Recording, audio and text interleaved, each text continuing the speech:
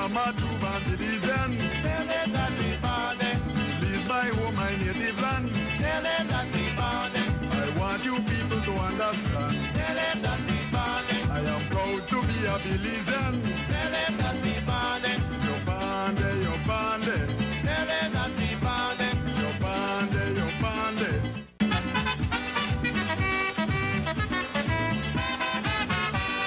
I am a true born Belizean. Tell them that we born it. Belize my home, my native land. Tell them that we born it. I want you people to understand. Tell them that we born it. I am proud to be a Belizean. Tell them that we born it. You're born there, you're born there. Tell them that we born it. You're born there, you're born there.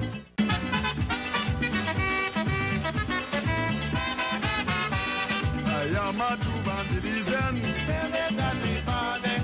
Belize my home, my native land. Tell them that we born it. I want you people to... Greetings again and welcome to another episode of Navel String Connections. I am Bilal Morris, live in my studio here in Los Angeles. And we want to say, first of all, that this show is sponsored by the Ministry of Tourism and Diaspora Relations. And our producer of this show is Nur Muhammad. Executive producer is XTV Most High.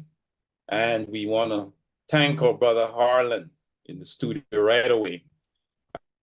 We have a very, very informative, educational, a very pertinent issue to be discussed today. We have our guest already in-house waiting.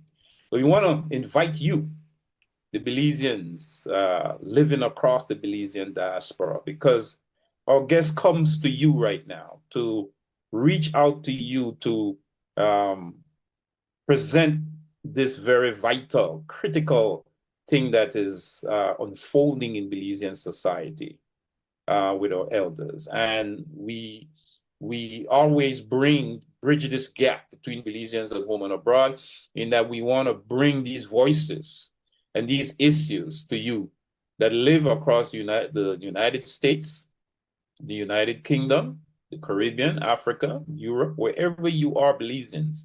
Tell one to tell one that Navel String Connections is a show for you. This is the show for the Belizeans in the diaspora in connection with our Belizeans on the ground. We are in the whole process of helping to develop Belize and to address critical issues confronting Belize and bringing those voices from across the diaspora with those voices in Belize itself. Professionals, people who are the movers and shakers on the ground on both parts of the divide. And we want to bring these voices to you because it is very important that we Belizeans who spread across this Belizean nation at home and abroad, that we understand that we are a unified force. And if we are not a unified force, we cannot help develop Belize in that way. We cannot be fragmented. We cannot have one nation at home and another abroad. No, we have to be able to reach across the shores and hold hands in terms of helping to move away these hurdles and these challenges that is confronting the Belizean nation. And with that said, I want to introduce my guest today. Dr. Arva Pennell joins us here. And Mrs. Pennell is a lecturer in the social work department at the University of Belize and served as the president of the board of the Belize Palliative Care Hospice Association. With more than 35 years of experience in social service leadership and direct practice, she has been a strong advocate for vulnerable populations and the development of compassionate systems of care. In her current role, she's helping to advance hospice and palliative care in Belize, supporting a model of care that prioritizes dignity, comfort, and quality of life for individuals facing serious life-limiting illnesses. Her work emphasizes a holistic approach to care, addressing physical, emotional, spiritual, and psychological pain, while also supporting families through some of these life's most difficult moments. Throughout her career, Mrs. Pennell has held key national leadership roles and contributed to the initiatives addressing social protection, health, and human development. Today, healthcare and social services and education to ensure that compassionate end-of-life care is accessible to all Belizeans regardless of their ability to pay. And that is so very crucial. I underscore that, Dr. Pennell, and welcome to Naval String Connections. Thank you. I'm glad to be here. Yes, man, and you could tell we're way on Naval String, Mary, no? I mean, we all know we are Belizeans and we live there, but sometimes on Naval String has been buried in different parts of the country. Tell us about yourself and where you were born and a basic little synopsis of your life. I was born in Belize City on Water Lane, not too far from the Hydes residence. They lived on the canal side and we were on Water Lane. I grew up in Belize City. My father was he was an entrepreneur. He did a little bit of police work. He did a little bit of tourism. I think he did a little bit of everything to survive. His heart was with people, and I think that is where I got it from. He was always concerned about people and concerned that people got a fair chance. I went to high school, St. Catherine's Academy, and when I left high school, I went to Belize Training Teachers College. So I started teaching first because that is how you did it in those days, no? I taught first and I sat all my exams, my first class teachers exams and all those.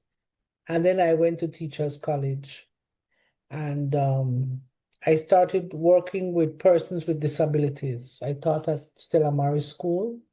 I took that on as a challenge, although, and that was quite interesting. I enjoyed that. And then I went on to do early identification and community rehabilitation with persons with disabilities with a focus on children. So we started programs across the country for children with disabilities on focusing on early stimulation. And there was quite a little number of us, young, in my age, we were young then, but we took on that challenge because there was very little for children with disabilities at the time. And we promoted several different types of services based on Coruscant might have one type, Orange Walk might have one type, Belize City had another type. But the goal was to get the acceptance of children with disabilities and knowing that they have a right just like every other child and that they must get whatever services they need to satisfy whatever, so that they can become productive human beings or productive adults or productive citizens of Belize. And I did that, and then I did that for several years. Then I went into child protection. And that was a little bit of a jump, but I did the same thing in child protection, setting up. At that time, we didn't have family court, we had magistrate court, and everything went through domestic violence. So every child abuse case was seen through the lens of domestic violence because we did not have the law, the Families and Children's Act at the time. But I believe nothing can stop you. If you have a goal to do something, whether it's protecting children, protecting adults, protecting people, you use what you have to protect them. And then you advocate for what you do not have. But it's not an excuse that you do not have. That is not an excuse not to provide or not to offer to leave people on the wayside. So I did child protection for many years, and then I did youth services, I did elderly, I did disaster. I worked with almost all, I think all vulnerable populations. I did trafficking in persons. So I have a wide cross section, and I looked at it not only what I was doing, but at the macro level. How can we prepare people to deliver these services?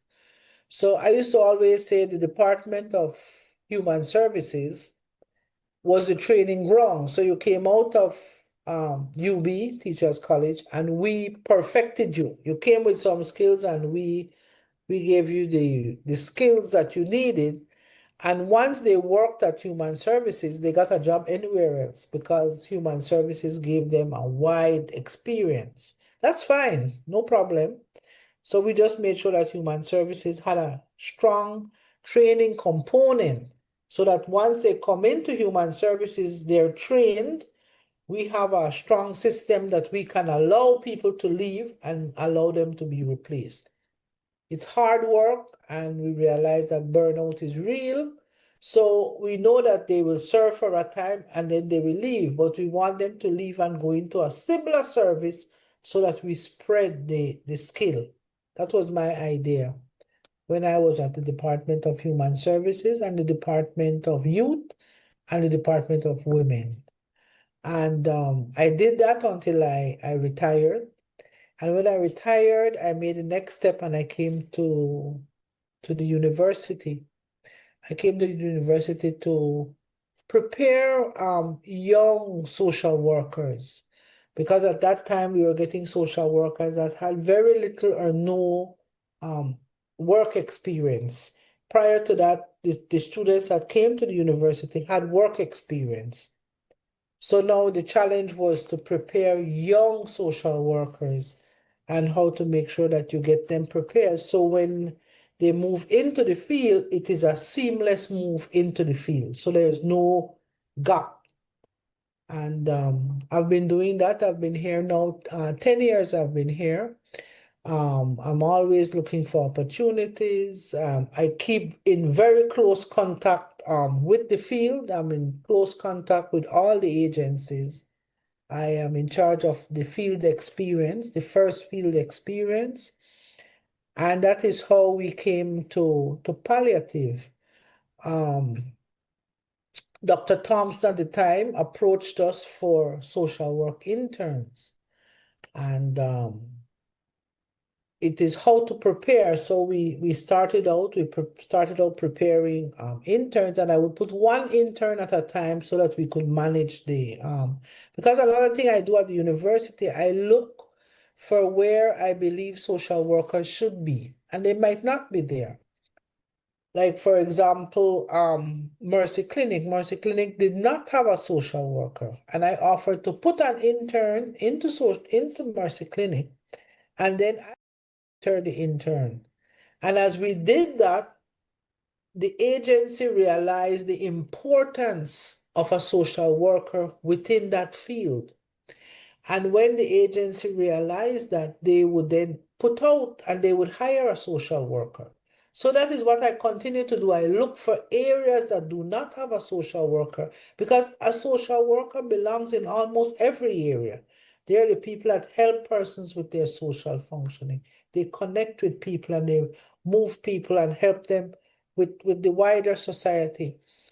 And so that is what we did. So when we started with palliative, it was not as organized as it is now. We were visiting and we had to staff, we call it staff, but we did the cases in the evening, trying to help the intern to understand death and how death comes and pain with death. And so that is how we started out. And that went well because I would choose the ones that I think can handle it and would be open to it. And then COVID came. So when COVID came, a lot of the places closed down, but palliative cannot close down. That's not an option. And I had an intern at palliative, and then I had this other young student. And she called me one day and we were doing telesocial work. It was by telephone. And she said, Miss, I don't want to talk to people on the phone. I want to touch people. I don't like the phone. So I told her, I said, look, the only placement I have is with palliative, and palliative is end of life. She said, I don't care. I will go. I will try. But it was both of them going. And she went. And on her first visit, I think it was her first day of work,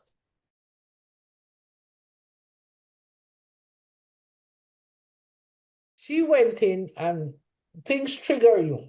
You know, as a social worker, things trigger you. So it was an older woman, and this older woman was actively dying, and the doctor was there teaching this very young social worker, she was in her early 20s, the signs of actively dying, and talking to her about how to help a person transition. And they were singing songs and they were doing different things, helping this older person to transition.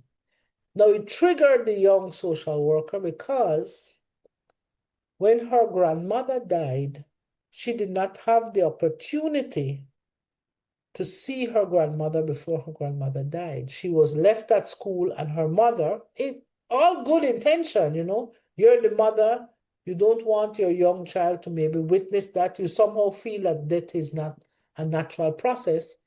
So they left her at school and they went to take care of grandmother. And the next time she saw her grandmother was dead. So she saw this old lady and it triggered her right back to the grandmother. And she stood, she watched, she listened, and she started feeling a little bit. And she stepped outside and she composed herself and she went back in. And we're online, so I can't even see her in person. We're online. And so they asked for a meeting and we talked about it and we explored it. And that is how I know the connection with the grandmother. But she continued. She continued and she finished her. And so when palliative went down for a little while, and then they brought in Chaplain Federico Gianelli. And he was missioned. He has training and experience in this area. He's out of the Los Angeles area. He's currently in Los Angeles at a fundraiser. So he was missioned to come to Belize to set up a palliative and a hospice home, which would be a teaching facility. So he came on and they invited me to a training, and I went and I sat and I listened to him. And he's talking social work. And I'm listening, and he speaks about transdisciplinary approach. And I got hooked because it sounds so familiar. It went back to when I worked with children with disabilities. It went back to when I started working with children, protecting children without any law or any legal thing. Somehow there was a match. And I started that is 2 years ago. And we have a team. We work with because that is a human right. You have a human right to get your services up until the time you die. Up until the time you take that last breath and you're pronounced dead, you are alive and you have human rights. And social work is strong on human rights and social justice. Those are our pillars. And they have a right. If the hospital says, and I can talk about, if the hospital says we can do no more, you know, take home your loved one, that is fine. That is fine because the loved one wants to be around their family. But you can't leave it like that. You need to support that family. And you need to support that person that is also dying until that time comes. And so how do you do that? What are the strategies you do that? And that is what he brought. He has been missioned here for 5 years. He has completed 2.5 years. So we are like on fast forward.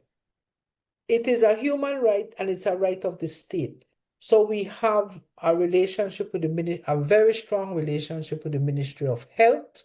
We have a relationship with NHI, and we have a relationship with other business places, with human development, and with the university, because it has to be built in. It can't be a separate thing. Everybody dies. So this program has to be connected to what exists. And so we started the program, and the program consists, it's what we call a transdisciplinary approach. There are two teams. We have a doctor, a nurse, and a social worker or a chaplain. It would be good to have the social worker and the chaplain, but we don't have enough people for that.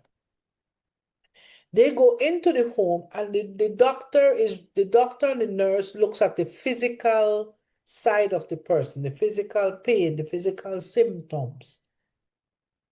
The social worker looks at the social and emotional, what is happening in the home, what is happening with this person, what is the dynamics in the home, how we get things done. It's simple things like how a lot of mechanics within the home and helping the family to access maybe services outside the home, working with the caregiver, working with other families.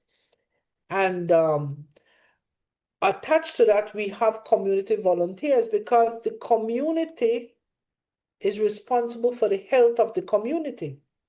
So we have community volunteers. We have 25 active community volunteers, and they are trained. We meet monthly, and they receive different training. They have no social work training. They are regular people. They are bankers and ex-bankers, and they're people that maybe some of them are nurses. They go into the homes and visit with these families and provide that social support to families. And that helps a lot because death, we don't understand it. We don't understand what happens after death or at death. People die at different ages. People die for different reasons. And sometimes people approach death differently. Some people are angry. Some people are satisfied that maybe it's time to go. Other people are questioning. Some people have issues with young children that they're leaving behind. Others have issues with broken relationships in their past that they want something to be done before they die. So you have all these issues that come to the fore when a person is dying, and you need somebody. They can't do anything, they're on the bed. But you need somebody that can assist them with that, what we call spiritual pain. We all have spiritual pain. We have things that bother us. We have things that would maybe keep us awake at night. But we're busy living. So that spiritual pain is in the background. But when you're sick, and when you know you're lying in your bed, and you're getting weaker and weaker, these issues come to the fore. And these issues, if not addressed or if not acknowledged, sometimes it's not that we can address it, sometimes we can acknowledge it. If these issues are not acknowledged and placed there in front, and our volunteers accompany people through the process. So they're there, they sit by them, and they're not there to fix the problem. They're not there to convert them to any religion. They're not there to tell them what they should believe. They're just there to be there to accompany them as they go through that process. So that is what the volunteers do. And they meet with them. So what this does, they also help them with what we call advanced directives. I think in the States it's much more. In Belize, we not to like advanced directives. We feel like we talk about death, that death is coming. No, once we talk about it, we're calling it. That's a cultural thing that we have. And they help people with their advanced directives because you have dignity until the time you close your eyes. So you have a right to say what you want, how you want to die, whether you want to be intubated or not to be intubated, what type of music, whenever you cannot speak anymore, what music would you like to hear? What songs would you like? Who would you like to be around you? Who should speak for you? Who should speak for you on different topics? You should have that right to say so. It shouldn't be somebody else taking that right away from you. So we try to do that very early on so that people can have a say, so that they know that when it comes time and they cannot do it for themselves, their views will be respected. So we do that. We visit the homes. We have a relationship with the Ministry of Health. So we have a doctor that is trained, and not all doctors could do this type of work because doctors are trained to cure. This is not cure. This is accompanying a person until the end, you know. And some doctors, sometimes they're not wired that way, you know. They're trained to Yes. cure, to fix. And this is not about fixing. This is about making people as comfortable as possible and helping them with the movement to death or the transition to death. So we have a doctor, but all our medication, there are a couple things. We chart or we document the work that we do. They go out, the team goes out every day, and they see between 6 and 7 patients per day. 2 teams, so it's like 14 to 16 patients per day. And they document what they do because it's medical, they're prescribing medication, they're monitoring the medication. But all this is done on the BHIS. So all this is done on the government system. So if the person has to go to the hospital for any reason, when the doctor at the hospital pulls up their BHIS, they will see what palliative is doing with that patient. So we chart or we document on the BHIS. The medication that the patients receive comes from the government pharmacy. So we have a pharmacist that is a volunteer. A lot of this is volunteer work as well. She's a trained, renowned pharmacist, Hortense Humes, and she's retired as well, but she's still working. She's a trained, very respected pharmacist in Belize. So she heads that part. She manages the medication, makes sure that the doctor and the patient gets the medication that they need. So we handle all of that so that it is easier on the family, and the family, it can be an easier transition. We provide all the care that they need. So we provide most, if not all, the medication. If we do not have a medication, we purchase the medication for the patients if they cannot purchase it. And if there's a medication that we believe the government should purchase, we also make a requisition through the Ministry of Health to get that medication. So we're working within those systems so that it is that we form roots, that this will not go away. 5, 10 years from now, maybe I won't be here, but it will continue, and it has to continue because everyone has a right. We also have a bereavement group. So for young children that lose their parents, we do a lot of legacy work with young children. And we also do work with persons that have lost loved ones.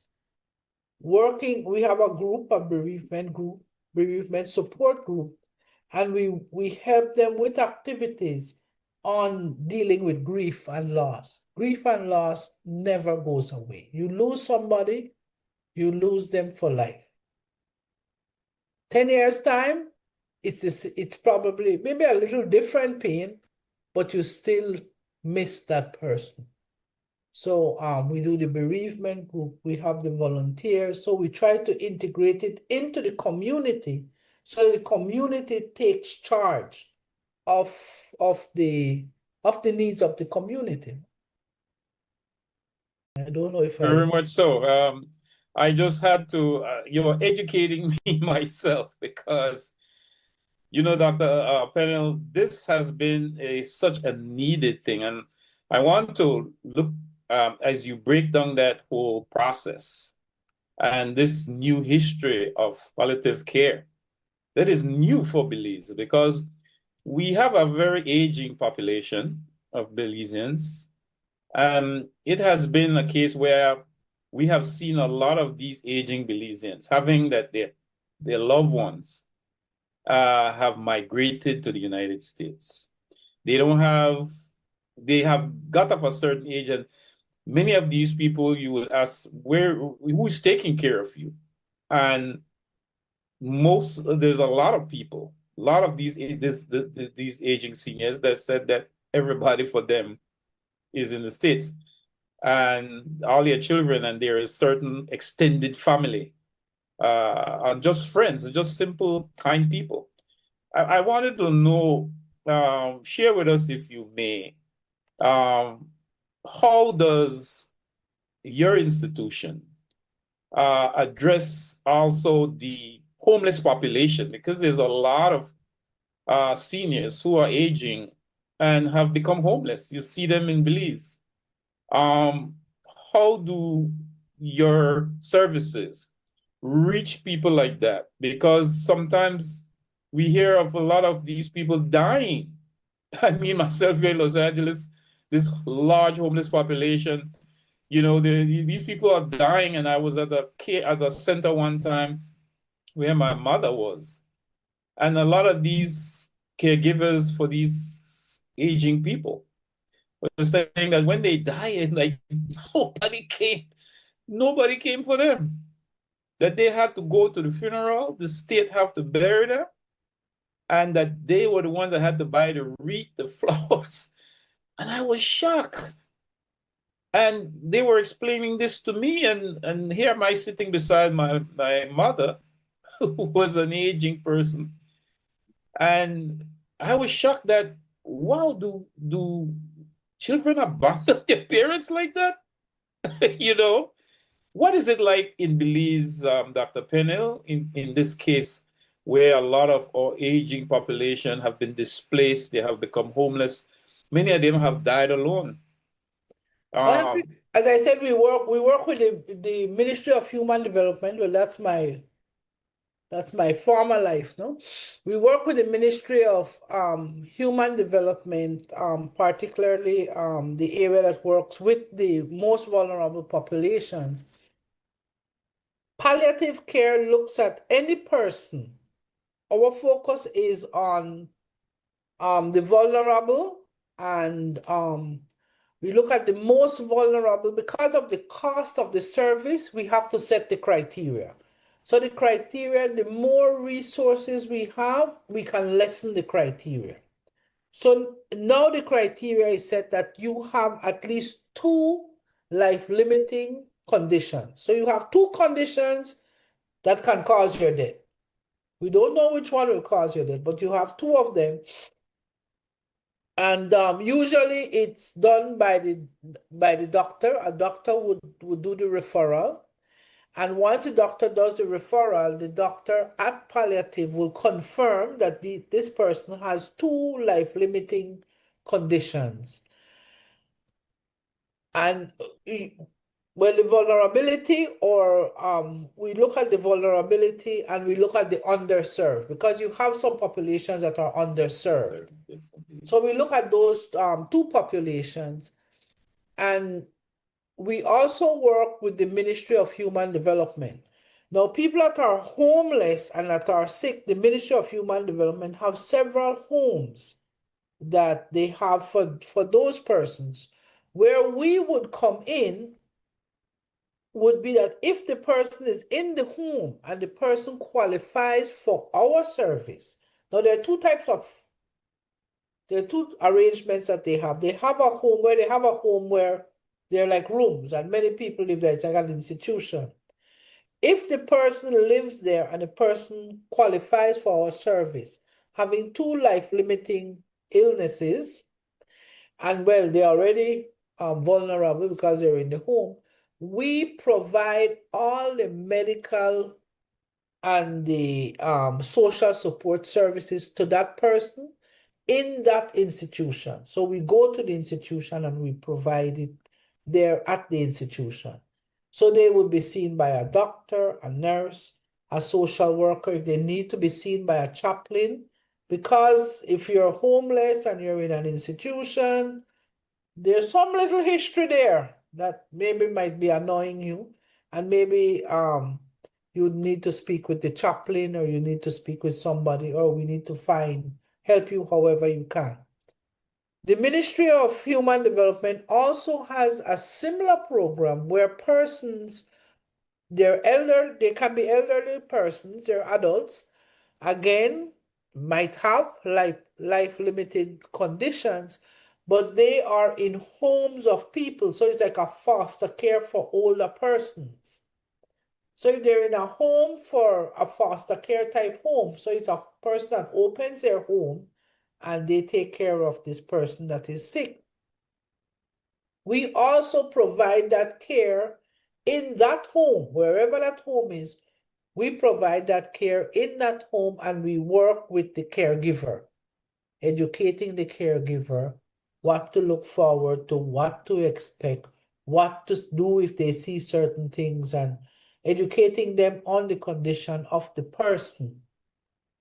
We are in the process now of opening the first hospice home in Belize.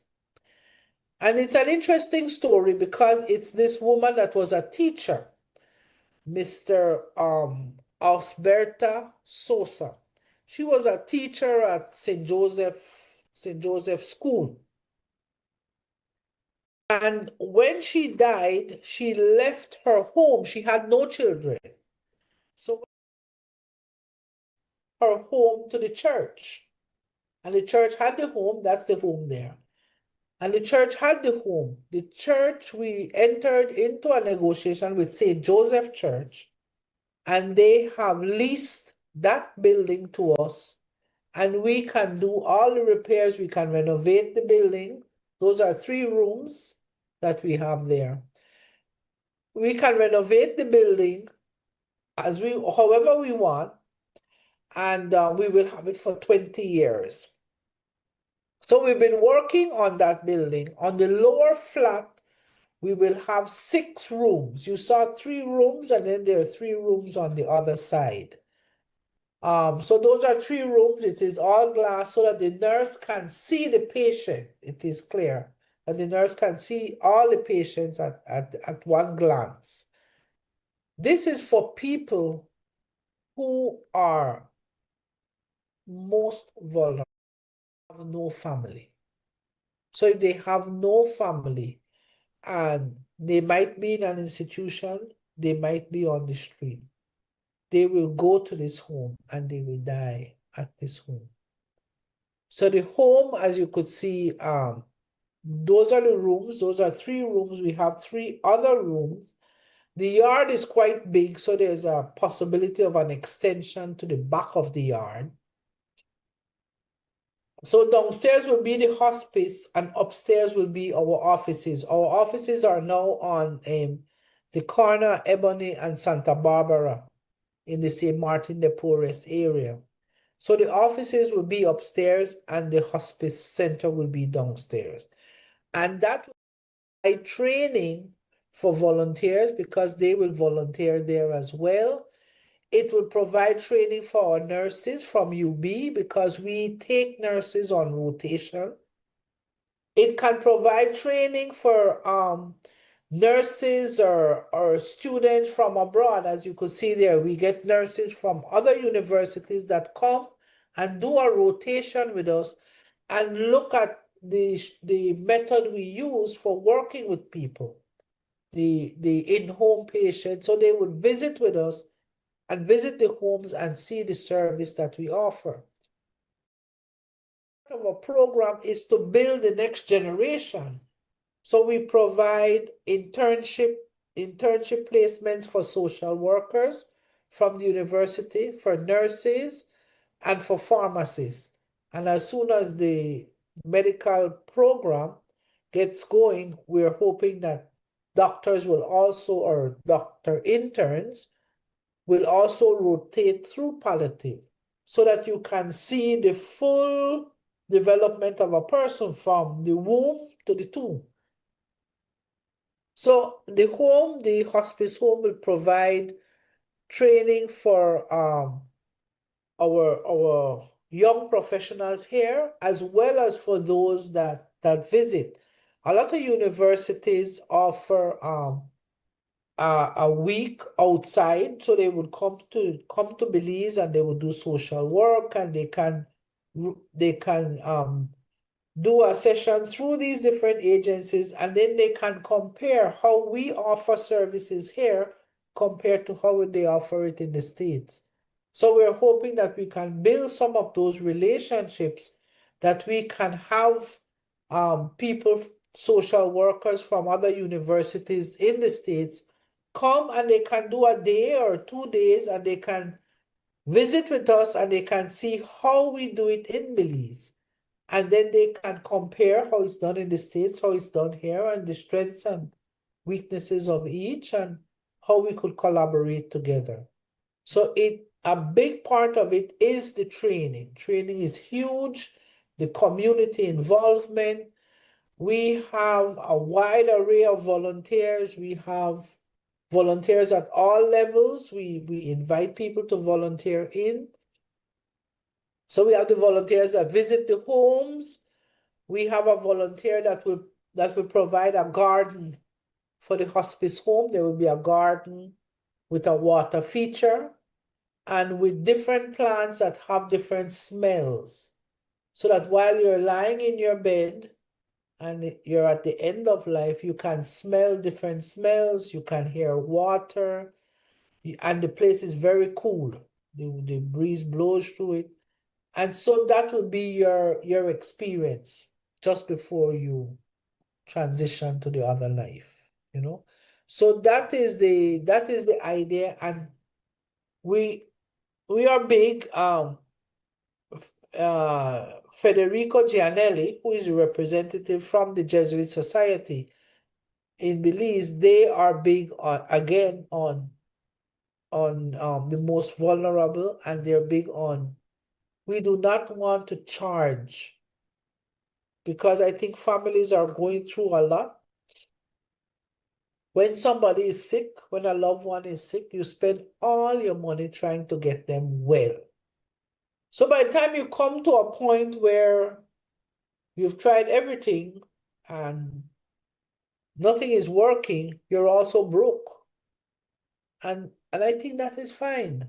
You've done what you can do for your loved one. And you should not be denied services because you cannot pay. I don't believe in that. I believe somewhere we have to get the funding to provide.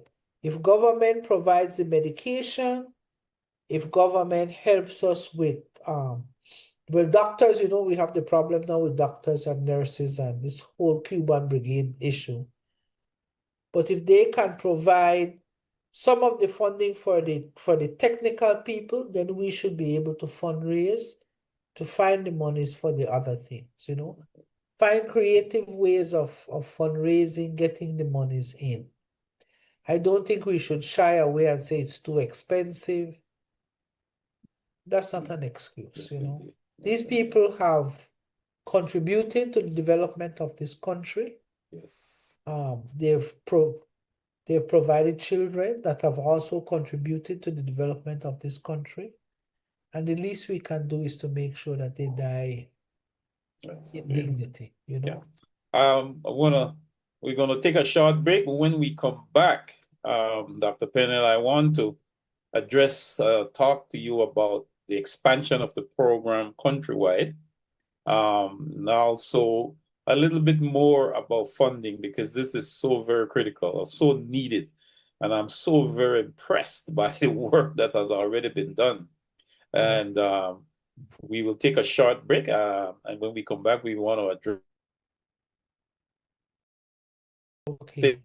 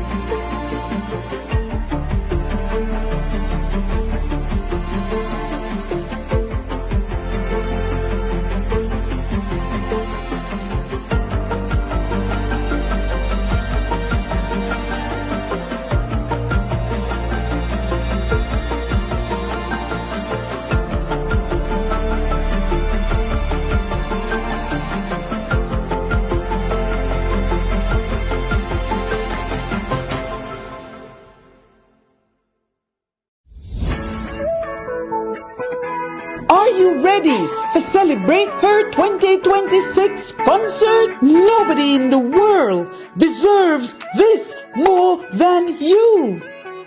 Can you hear my fight? This song, this is my fight song. Take back my life song. We are sisters. We stand in the gap for each other. We lift each other up when we need a shoulder to lean on.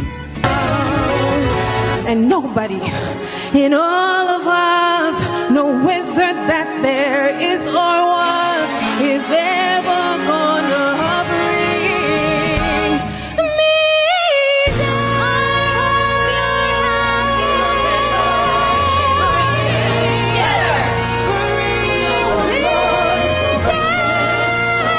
down. Be in the room so we can celebrate together. March 28th at the Bliss.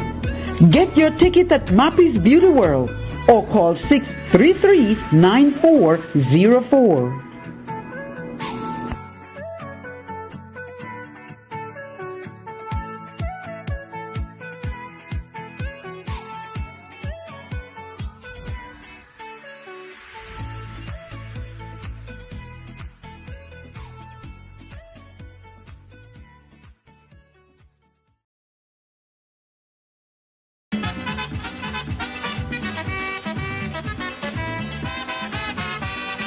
I am a true Belizean. Belize my home, my native land. I want you people to understand. I am proud to be a Belizean. Your bande, your bande. Your bande, your bande.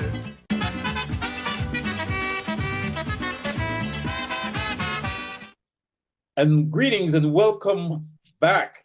This is Naval String Connections. I'm Bilal Morris, live from my studio here in Los Angeles, California. And we have a very educational show on palliative care. Our guest today is Dr. Pennell, Dr. Arva Pennell. Many of us know Dr. Pennell because her work, as she introduced herself a while ago in the first segment of our show, is a broad, she has a very broad cross-section of work, social work. I mean, from people with disabilities to special education and education to struggling teenagers, now palliative care, working with our seniors. But as we hear from her, we want to reach out to those Belizeans across the Belizean diaspora. As we hear Dr. Pennell expresses the need for support in these programs. Many of you Belizeans across the United States and the UK may have a family member, a mother or father that is down in Belize there that is aging, and you support that person. You have been able to support that person over decades. You may not live in Belize, but you may live in different parts of the Belizean diaspora, particularly in the United States. And we want to reach out to you to support this very, very important initiative in the Belizean social life, right? We have an aging population. And again, I say many of us who live abroad. We may have parents that is living back there. We support them financially and otherwise. We visit them, but we also could support them through a program that is coming to you here. And so we brought on and invited Dr. Arva Pennell to educate us on what this is, because many Belizeans abroad do not know a program like this exists. You don't know, and now you know, and that you can support this program in terms of helping your seniors. Dr. Pennell, I remember my aging grandfather used to have Salvation Army gangs in his house, right? And he loved to be there. My mother was his caretaker, but he said, no, my friends are there, you know? And I used to take his dinner and things like that. And we want to sort of big up Salvation Army because they have always been on the forefront of serving people on the underserved or seniors. the work that Salvation Army is doing, as well as the Catholic Mission, these institutions. Talk about the fact, Dr. Pennell, if you may, how has this program expanded countrywide? I know we are talking about mainly the work that is done in the largest population center of the country, Belize City, or in the Belize district itself. Talk about how it has expanded, or if it has expanded itself, and what are some of the initiatives and inroads that you're taking in expanding this country, because you know that we have an aging population all across the country. Talk about that, if you may. What we do, as I said, we are building it into the current system. So the Hortense Humes, the pharmacist, and our technical person, Federico Gianelli, they did a training in the types of medication that you can use at the end of life. There are specific medications that you use. This area is also funded through PAHO. So PAHO had this like manual that explains to you the medication, what is the dosage, what are the side effects. It was like a manual that was prepared through PAHO. And Hortense Humes and Federico Gianelli went across the country, training pharmacists across the country. Because we have, there's a medication we use, morphine. People in Belize are afraid of morphine. You say morphine and their hands go. Painkiller, yes. But we feel that morphine, that you get addicted to morphine. That I'm talking about the regular population. You say morphine and they're like, no, we don't want morphine. Find something else. But morphine helps with pain, and it also helps with breathing. And towards the end of life, you start having issues with breathing. And what it does, it relaxes the muscles so that the person can breathe more freely. So to try to get the education about morphine, that will take some time. But if we can start training the pharmacists for them to understand not only morphine, there are other medications that we use as well, that they can understand that and bring them into the fold so that they're aware of it and they're aware of this particular practice of medicine. Because while a large percentage of our population is the elderly, we have a very young population sometimes with cancer, indeed. and they're dying and they're in a lot of pain. Sometimes they have to be doing a combination of these medications, and the pharmacist has to understand. So when they see the prescription, they can understand, yes, and we also provided each one of the pharmacists with a copy of the manual that was produced through PAHO. So that is how we're getting the word out. We work with the hospitals, we work with doctors, we work with anybody, wherever you're at. So if you're in Dangriga and you're working and you're seeing people at the end of life, we can also do the consultation with you. Either going there if we have to, not we going there, but we take the doctor and the nurse there, or we do it by phone, we do it by video, however we can do it. And you work in conjunction with the cancer yes. institution there, Dr. Delon Pascasio? Yes, yes. So we work with those agencies that they can do their part, we do our part, and we work together. So you lessen the duplication, you lessen the overuse of resources, you try to minimize that as much as possible. And if we can work together, what palliative care might look like in PG, the service will be the same, but the shape might be a little different, In Belize, we have this model that we're doing. We're looking at other districts. As soon as we get Belize as soon as we get the model straight, then we need to look at, so what will we do? How will we then address the cultural differences as we move on? What are the cultural beliefs of people? And we have to honor that. When they're near death, we have to honor those practices as well. We were looking to Cayo as well to see what resources and what is out there, what are the possibilities. If there are possibilities, then we go with those possibilities. I think it's open. We're open to provide whatever service we can provide. Sometimes it's young children. I know we had a very young man, maybe 14 years old with cancer, and he was in excruciating pain. And it was trying to find what is the best way, consulting with different medical personnel. Not only in Belize, we also consulted in Chetumal as well to see what can be done to at least reduce the amount of pain. You know, he will die, but if we can reduce the pain, whatever is causing the pain and for him and for his family. So we look at all these cases. We're open. We have a Facebook page that we try to post up. As I said, everything is volunteer. So we're like amateurs, but we're posting up everything that we do and that we work with. We work with the fire station. If we have to move people in ambulances and things like that, we work with anybody that we can work with, because we have to spread the services. If we can have one model in Belize City, we work with Belize City and Belize District mainly.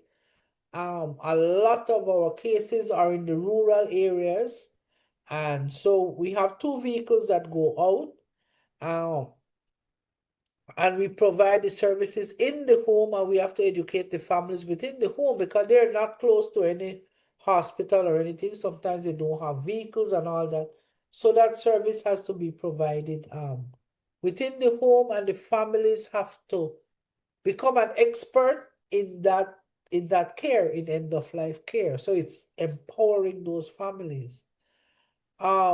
We work largely through donations. We're developing partnerships with the government and the Ministry of Health, Ministry of Human Development, with NHI, with the University of Belize. We're building these partnerships in so that the state can take their responsibilities.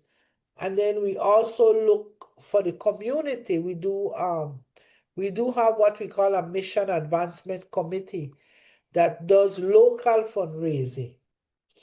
And we know that is limited because it's a small country and everybody's fundraising. But we do we do 2 to 3 huge events per year and other smaller events. And that is to provide some of the support that we need to get the program to run. We work with, there was once, I remember when we had a shortage of colonoscopy bags. And we did a call, and I have to say, people will help. We did a call, and the amount of donation, we had to say, stop, we get enough, that's it, we can't. And so what we do, we also give to other persons that need it. They might not be at the end of life, but they need this service, and we provide it because we have it, and we provide it, and everything is given free of cost. So there are certain items that we need, we get it, and once we get it, we don't have any storage. So once we get what we need for the hospice home, we have the beds, we have certain things, that's what we have. We need other things, and so we're always out looking and expanding. We want to put on the rooms at the back. We're not even finished with the house yet, and we're thinking about the rooms at the back.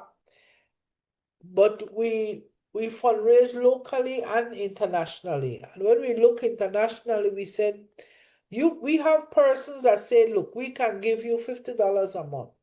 That's fine. You donate the $50, we provide you with information now on the Facebook. We will start doing a short pamphlet, like quarterly newsletter or something like that, electronic, that you can see what we've been doing. And the quarterly newsletter will be not only what we're doing, that happens on Facebook, but the stories that come up. We will look at the stories that we are seeing and we will humanize this service that we give. So we'll talk about the stories. We have to be mindful as well. It's not breaching any confidentiality, but rather bringing out the human quality of this service, capturing what is happening and putting it out, and then sharing it with persons that donate to the service. Our books are audited annually. It's audited by Mr. Andrew. I know Terry Scott is his mother. Andrew Vasquez. He's an international auditor because a lot of our funds come through the Jesuit Society as well. So all our international funding, we try to fund it through the Jesuit Society so that we don't get into any money laundering or whatever, once they handle it, and then we get those monies and they're earmarked, and it can be earmarked for certain things. So some people donate for a particular thing. So we have individuals that will give $50, $75, $100. Some people give you an annual amount. We have a couple people that give us a salary. I will give you a salary for a nurse per annum. And we report back on what we're doing, the work that we're doing. We collect our numbers monthly and we have it recorded. Our auditor is starting to work now on our last year's annual report. We're now reporting January to December, and it's a detailed report of everything that we have. Because if we're going to ask for donation, we have to show you where that donation went. We use people from the community. We're also looking at possibility of maybe they can probably have an event in the States, or maybe a group of people can come together and say, well, they will have an event. And the Yeah, that was my event, question too, in terms of how has the diaspora been participating in the process? Have you gotten any sort of tangible financial assistance through the diaspora? We know we have the cancer hospital or the Cancer Society in Angrega through Dr. Delon Pascasio. I know you have worked with her in many different capacities. She works with the U.S. military. Yeah. Have you ever certain Belizeans that are that I know that or nurses who would be very attracted to this program and would come in and volunteer themselves? Yeah. And it's so good that you came on the show tonight to address that, because we want to send that message or reach out to those Belizean practitioners who have retired and who are willing to go home to Belize. They may not go home to live back there, but they have been contributing their time in helping in various social services. One of the mine comes to me that is Mrs. Middleton, who was a Belizean that lived in the diaspora. She was big on social services. I know you worked with her very much so. But Dr. Pennell, there's a lot of Belizeans, professionals who are retired, who would love to give something back to Belize, especially in that area. Address it, if you may. What has been the support of the Belizean diaspora from professionals, volunteerism, the financial assistance, and so forth? Well, this is our reach out. Okay. This is an area. I spoke to Miss Janelle Chanona. Yes. And she is one that said, look, reach out to the diaspora. Then I spoke to Caroline Genity, and she told me, reach out to the diaspora. And I said, okay. And then I spoke with Miss Melissa Balaramos, And she said, Ava, why don't you reach out to the diaspora and say no Yes, something? indeed. 3 knocks come at my head. Ava, do something. And this is my first reach out. This is your And first reach out. right. And what I said was, I know we have a lot of Belizean professors that probably do immersion trips to Belize. We can be a part of that. We can provide a day if it's social workers, if it is nurses, pharmacists. They can come and they can see. We open our services to them so that they can experience it. It can be a day. We've done it before. And in that way, when they bring the students get the exposure to the work. We can do a short session with them. They are open, they can ask questions. And then at the end of the day, they can leave a little donation for us. We have our little machine right there. And it's one full basket. We are making that pledge now, Dr. Pennell. Give us for those sake of those Belizeans who are watching the show today that lives in the Belizean diaspora.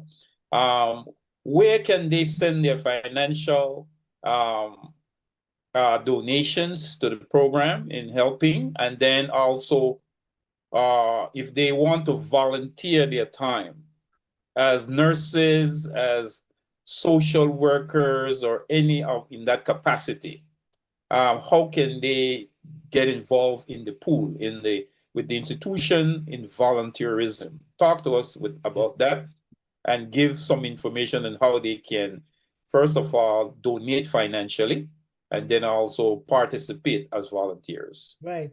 In the donation financially from persons in the diaspora, we would recommend that they send it. I think I gave you the link. It was the last slide. Right, yes. Harlan, if you can pull up that last part of her presentation where the photographs are.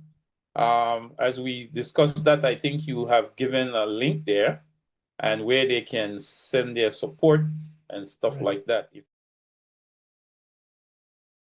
Pool. They Yes. send their support and they say that it is for the palliative care. There right. we go. Yes. So it will come through the Central Southern Jesuit Province. And so that is the link. They will send that through, and then they will get in touch with Chaplain Federico Gianelli. And once they send a WhatsApp message to him, then he starts looking to make sure it comes down. And once it reaches Belize, he will communicate back that the funds are here. You can state, usually you state that it is for the palliative care. If you want to put it for a particular thing, or maybe, a particular area, whether it's the home, the volunteers, the visit, or if it's general. And this way we can control the funds coming in. That is why we're using this avenue. It is a safe avenue, and we don't pay taxes, no, because it's Yes, because you're a non-profit though. So we don't pay taxes, and they also provide a letter so that it is tax deductible for persons that are living in the States as well. So we provide that letter of support to them or whatever they need so that it is tax deductible. So that is also provided by Chaplain Gianelli. He's familiar with that. Because we do have persons that donate through this every 6 months or so. They will send, and then we acknowledge it, and there's a process that they do to make sure that it can be tax deductible in the States. And the monies come in, and we don't pay taxes on the monies. So we get the equivalent monies in Belize that we can then put it directly. And how do you handle donations in the form of medical supplies, materials, resources? There may resources. What we do, because we don't have space, we really don't have space. So what we do, we will do a call. If we need a particular, like right now, we need what we call oxygen concentrators. That's We have oxygen concentrators, but we don't have anybody that can fix them. So the oxygen concentrators come, and once they're broke, they're broke. But people need oxygen. It's another form of getting oxygen. Oxygen in tank is extremely expensive in Belize. There's only one supplier, and that says it all. Oxygen concentrators is a need, but we're trying to think what is the best way or how to get oxygen concentrators here that they don't spoil and then just become a heap of old metal or whatever. Yes. So that's an area of concern. If there are people out there that understand, I'm a social worker. I'm no medic by any chance. But I know oxygen concentrators is always a cry. We need oxygen. We need, because particularly at the end of life, it helps people with their breathing and let them feel comfortable at the end of life. So right now, oxygen concentrators is a huge thing. Previously we had an issue with a sterilizer. We have the sterilizer now so that we can sterilize all our gauzes and things like that. So as we need things, we put out a call through the Facebook page. And that way we can control that there's not a lot of things coming in, and then we end up with a lot of things, and then we start becoming distributors. We can't distribute. We can provide palliative care, and if we need this, we call out, this is what we need. We get it, and then we supply it. So that's when it comes to supplies. In other areas, we are open to any ways of raising monies. This is a new area to me as well. If there, as I said, if there can be, maybe somebody could say, well, we can do an event, and then the proceeds of that event can come to the palliative care. If any professional person or technical person, anybody, if you have an idea, we're open to listen to it, to work with it. We have worked with persons from the diaspora, but we've worked with them individually. We want to maybe formalize it maybe a little bit more so that we can have that direct connection, and because we have a pool of people in the diaspora, and it's a pool of resources, not untapped, but maybe not tapped enough. There's a lot more that we can. Absolutely. You have Belizeans who are donating to like homes like Saint Cecilia. Right. They are donating. I know one, Gregory Henderson, and I know he's watching the show. He might be one of the first to come your way. And he has made several donations, actually made the trips physically, shipped the stuff down for St. Cecilia. And I know that's an institution that you work with very, very passionately. So we want to, Dr. Pennell is making that call to all you donors, you Belizeans in the diaspora here in California, Los Angeles, Chicago, New York, where you are, Belizeans who can provide those needed things. Like she's mentioning, oxygen is a very needed thing. There is so many Dr. Pennell institutions, medical institutions here, hospitals, that would love to donate to a cause like that. And there may be the factories who produce these things. And that is a very needed thing because it brings the comfort to the dying. People on hospice. I mean, I see people who have that oxygen tank walking around with it, and it brings a certain amount of comfort to them. That's indeed. Right. So that is a very critical thing. And I hear the call. You have made that call. And you can reach out to us through the Facebook page. To me, that's as I said, we're amateurs. We're by no way sophisticated. It's just people coming together and putting a cause. Most of our volunteers have a regular job and then they volunteer. But it is the spirit, it is the reason why we're here. And So if we have people that want to come in and volunteer, do a little bit of training with our volunteers, you know, whatever the opportunities are, I think the most common place is to reach out through the Facebook page. Yes.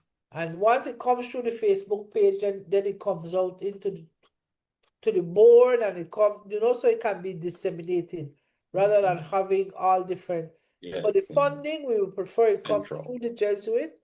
They have funded this program, they're supporting this program. And I think that is more than excellent. That is you know. fantastic indeed. Very, And very, very they can get the money appreciated. in free of cost to us. They don't charge us anything to process the money. We don't pay any exchange. We don't pay any taxes. We work with anybody. We have a little van. I was trying to get a picture of the van. I didn't even realize I didn't have one. That go out. We just purchased one, and again, it was a businessman that said, "Look, I can bring in the vehicle for you, and I won't charge you. My charges won't be there. I'll just whatever it costs to get it in." So we work with anybody. We're open to provide, and as I said, we're transparent. Our books are there. We try to be, because I believe that if we're asking people to help, we have to be transparent. So we open our doors, and that way we know that the service that we offered is authentic, it's real, it's meaningful, because we have people visiting the homes. We open the service to them. Again, it's not that you go into homes without permission. If the families agree that, say if we bring in nurses and the families agree that the nurses can enter the home, then the nurses enter the home. If the families do not agree, then they don't enter the home, because it's the dignity of the families as well, you know. So we're open to any ideas that you have. If we can provide this, we want to provide it free of cost. It might be costly, where we have a cost per patient. Once we get the hospice going, because at the office where we are at, we're not paying any overhead yet. We're not paying any overhead, but as soon as we move to the hospice home, then the overhead will be a part as well. Yeah. But we're not shying away from it.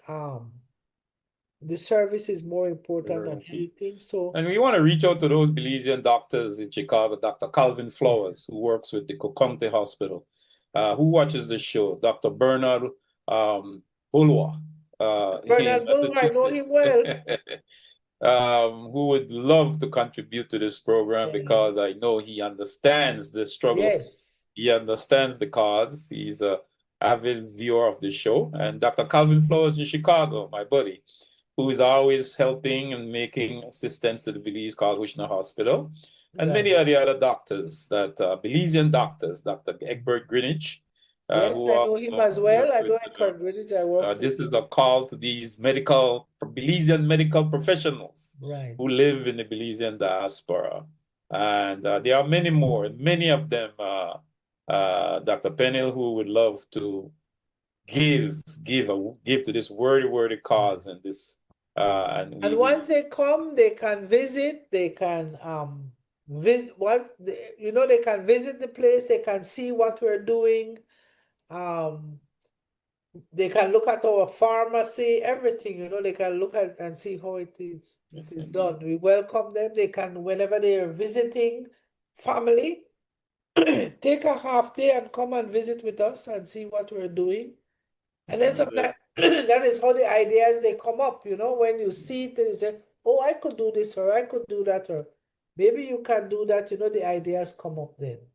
Yes, and we want to say a shout out to the Dr. Ronald Hyde, who provides his services as a doctor, living in Belizean doctor, living in the United States, and does contributes, goes home to Belize on a regular basis and contributes.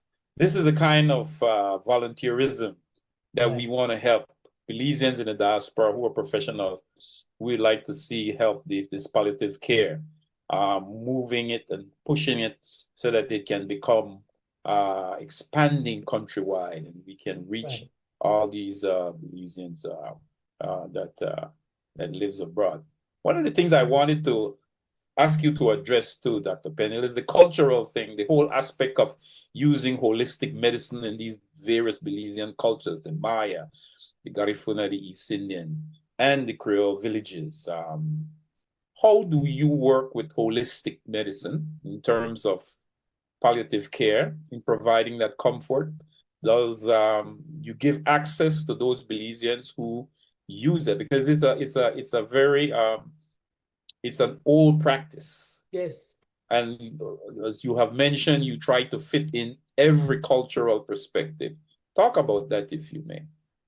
Yes, we work with all cultures, and there are new things, like even with the use of medical marijuana, we have the conversation, and the conversation is going because it is used for pain. Yes. And while we're not using it, there is the discussion and there's a talk about what are the possibilities of using. We use a lot of natural products, like for massaging, for the smell, to keep the hands or the skin very moisturized. We use a lot of natural products in that way. We work with the university as well to look at what natural products can be used in the diet as well. There are certain types of diet. There are certain rituals that people believe in.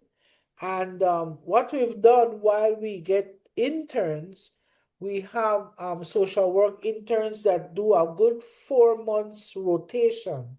The nurses, they do a 1 week rotation, but the social workers do a 4 month. And whenever we get a social worker from, we ask them for them to document from whatever culture they come from, how the culture deals with death and how it understands the dying process and how it gives meaning, because dying is a process, it's a process that you go through, and how they understand and give meaning to these different steps in the process. Positioning of people, the rubbing of oils, the bathing of people, all that it has meaning. And so we incorporate all those into our practice. The use of smell, the different products that they use for smelling.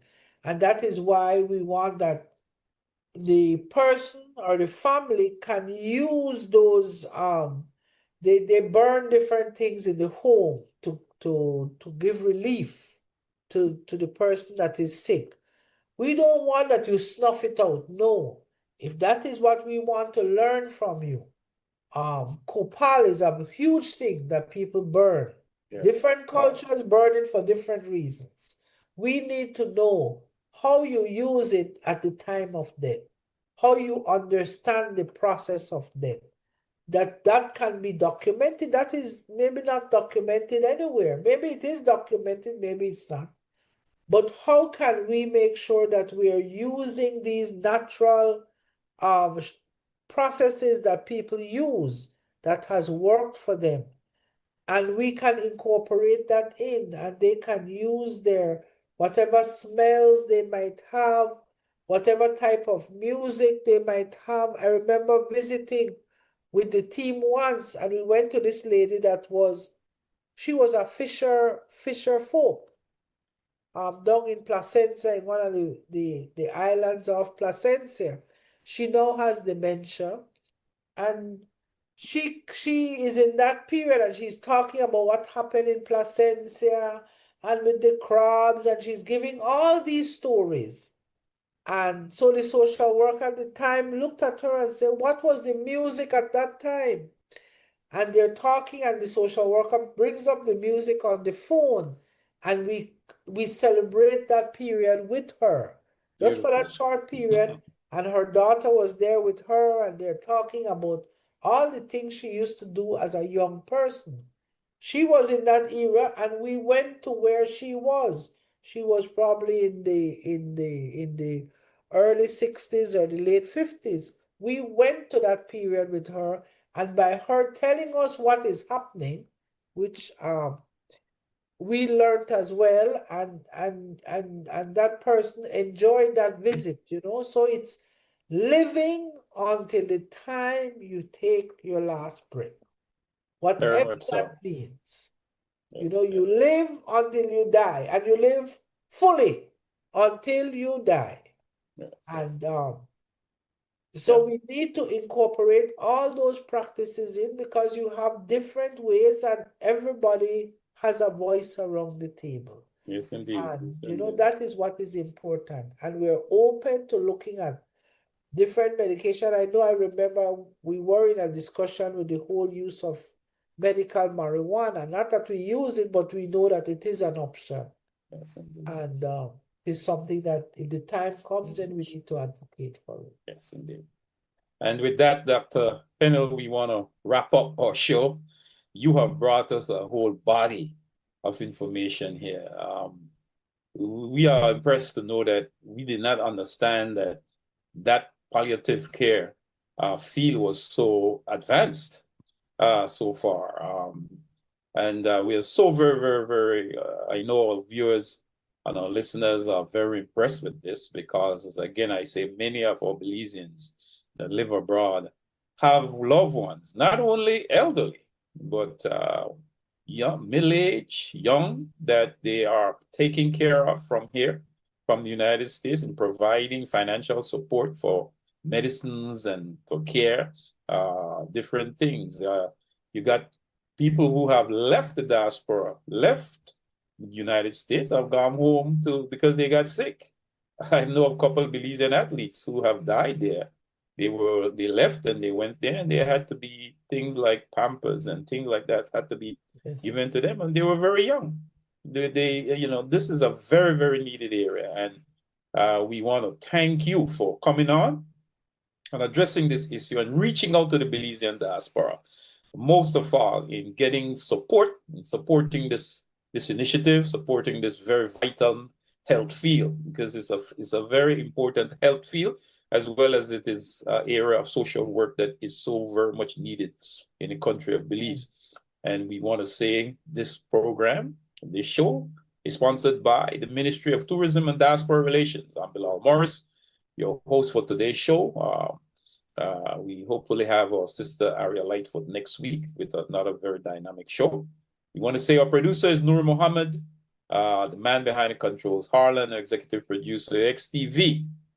And we want to again thank Dr. Pennell for coming on and accepting this invitation and educating us and informing us on palliative care for Belizeans who are so much in need of it, both in the served and in the underserved communities across Belize itself. Dr. Pennell, we want to thank you. I want to also thank you very much, and I want to invite the members of the diaspora. Let's continue this conversation. We are all responsible for each other, and one, as I said, one full basket.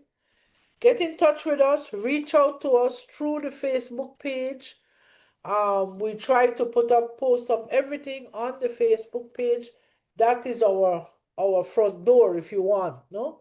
So please reach out to us. If you visit Belize, take a half day and come and meet with us. And say the name again of the organization. Belize Palliative Care Hospice Association. Very good. So those Belizeans, visit that page on Facebook, and you can reach out to Dr. Pennell and the institution, the social work institution there that is providing this very vital care. And with that, Harlan, I want to ask you to put up that information again where they can reach them, and we will make sure we pin that on to the show also, Dr. Pennell, that is there for them, that they can contribute in that way. And with that, with that up and there, Belizeans, we advise you to copy that, look at that, and reach out to the palliative care institution here that Dr. Pennell heads, and make your contribution, help develop Belize in that area, very much so. And again, we want to thank you, Belizeans across the Belizean diaspora. Thank you again for watching. Thank you very much for having me. I really appreciate it this evening. And let us continue. Yes, ma'am. Yeah, that I